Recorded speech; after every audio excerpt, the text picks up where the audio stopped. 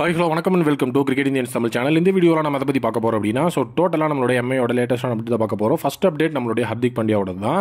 ஹர்திக் பாண்டியாவை பொறுத்த வரைக்கும் இப்போ தலைவன் அவருடைய ப்ராக்டிஸ் செஷன், அதாவது பார்த்தீங்கன்னா அவருடைய வார்ம் அப் அப்படின்னு கூட நீங்கள் வைக்கலாம். அவரோட ஃபிட்னஸ்க்காக தலைவர் ஒர்க் பண்ண ஆரம்பிச்சிட்டாப்ல. இன்னைக்கு ஃபுல் அண்ட் ஃபுல் வைரல் இந்த ஒரு ஃபோட்டோ தான். ஜிம்மில் அவருடைய அந்த ஒரு செஷனை ஆரம்பிச்சிட்டாரு. அப்கமிங் வீக்ஸில் அவரோட ப்ராக்டிஸ் செஷன் அப்படிங்கிறது ஆரம்பிக்க போகுது அப்படிங்கிறது அவருடைய மேனேஜர்லேருந்து வந்திருக்கிற ஒரு மிகப்பெரிய அப்டேட்டு. ஹர்திக் பாண்டியாவை பொறுத்த வரைக்கும் ஜிம் செஷன் அப்படிங்கிறது ஃபுல் அண்ட் ஃபுல் இப்போ தான். அவரோட ப்ராக்டிஸ் செஷனுக்கு முன்னாடி ஒரு ஜிம் செஷன் இருந்திருக்கு அப்படின்னா அது இப்போ தான். அவரோட ஃபிட்னஸில் ரொம்பவே கவனமாக இருக்கணும் அப்படிங்கிறது அவங்களுடைய டாக்டர்ஸ்லேருந்து வந்திருக்கிற ஒரு மிகப்பெரிய பர்சனல் ஒரு ஒப்பீனியன் அவருக்கு. ஏன்னா ஃபிட்னஸ் அப்படிங்கிறது அவரோட மெடிக்கேஷன்ஸில் மட்டும் இருந்து அவருக்கு கிடைக்காது. அவரோட ஃபிட்னஸ் அப்படிங்கிறது அவருடைய ஜிம் செஷன், அவரோட டயட், அது மட்டும் இல்லாமல் எல்லாமே அந்த இடத்துல கலந்தது தான் அவருடைய ஃபிட்னஸு. இப்போ மும்பை இந்தியன்ஸ் டீமோட கேப்டனாக இருக்கும்போது கண்டிப்பாக அவரோட ஃபிட்னஸில் இனிமேல் அவர் 200% கான்ஷியஸாக இருந்தாகணுங்கிற சுச்சுவேஷனில் இருக்கிறாரு.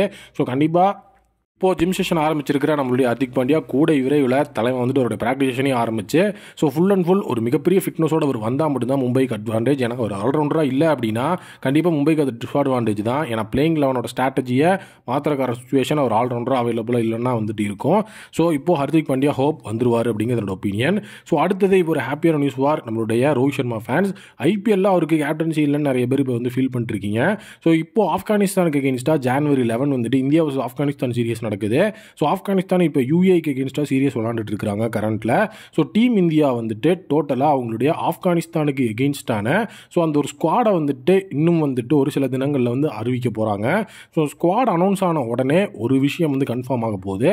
ஃபஸ்ட்டு என்ன விஷயம் கன்ஃபார்ம் ஆயிருக்குன்னு நான் சொல்கிறேன். ஆப்கானிஸ்தானுக்கு எகெயின்ஸ்டான சீரியஸில் பார்த்தீங்கன்னா கேப்டனாக ஹர்திக் பாண்டியா இருக்கிறதா இருந்தது. பட் இப்போ ஹர்திக் பாண்டியா இன்ஜுரி ஸ்டேட்டஸ் அவருக்கு ஃபுல்லாக க்யூர் ஆகாதனால ரோஹித் சர்மா தான் கேப்டனாக இருக்க போகிறாரு. அண்ட் இன்னொரு மிகப்பெரிய விஷயம் என்ன அப்படின்னா ரோஹித் சர்மா ஆப்கானிஸ்தானோட T20 சீரியஸ்க்கு மட்டும் இல்லாமல் T20 வேர்ல்டு கப்புக்கும் கேப்டனாக இருக்கிறதுக்கு அதிக சான்சஸ் வருது. அது எப்போ கன்ஃபார்ம் பண்ண போகிறாங்கன்னா ஆப்கானிஸ்தானுக்கு எகென்ஸ்டான சீரியஸை அவங்க அனௌன்ஸ் பண்ணுறாங்கல்ல. அந்த டைமில் டோட்டலாக ரோஹித் சர்மா கிட்ட ஒரு personal opinion and personal call Ajit Agarkar BCCIயோட பிரசிடென்ட் பண்ண போகிறாரு. அதை பேஸ் பண்ணி தான் நம்மளுடைய ஹர்திக் பாண்டியாவோட அந்த ஒரு கேப்டன்சி வெஞ்சர் இன் T20 வேர்ல்டு கப் டிசைட் ஆக போகுது. பட் ஆனால் ஹர்திக் பாண்டியா இப்போ இல்லைங்கிறதுனால மட்டும் இல்லை, ரோஹித் சர்மாவும் T20 வேர்ல்டு கப் கேப்டன்சி நான் பண்ணுறேன்னு ரொம்ப இன்ட்ரெஸ்டடாக இருக்கிறதுனால தான் இந்த ஒரு கால் அவங்க எடுக்க போகிறாங்க.